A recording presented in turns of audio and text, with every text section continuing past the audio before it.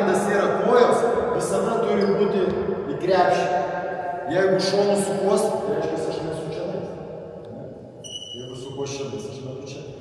Panevėžio Raimundo Sargūno sporto gimnazija sulaukė išskirtinio svečio Lietuvos krepšinio asociacijos trenerio Giedriaus Pečiulionio, kuris gimnazijos krepšininkams pravedė specializuotą metimo treniruotę.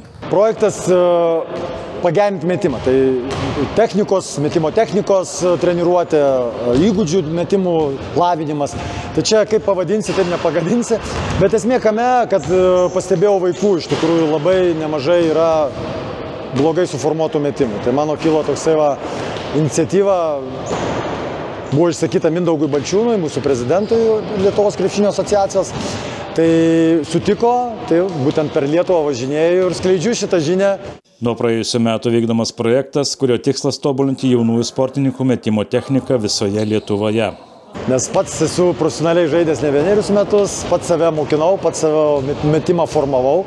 Tai manau, vaikam, jaunimui, merginoms paliksiu kažkokį tai bent nedidelę dovaną, kuri buvo man suteikta. Metimo įgūdžių treniruotė buvo surengta tiek gimnazijos merginų, tiek vaikinų krepšinio komandoms.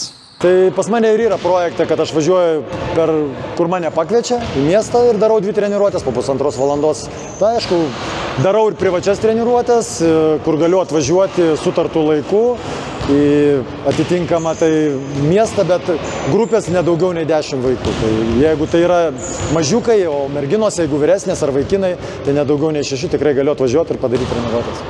Tikimasi, kad šis Lietuvos krepšinio asociacijos projektas padės pagerinti Lietuvos jaunųjų krepšininkų techninius įgūdžius ir prisidės prie geresnių rezultatų ateityje.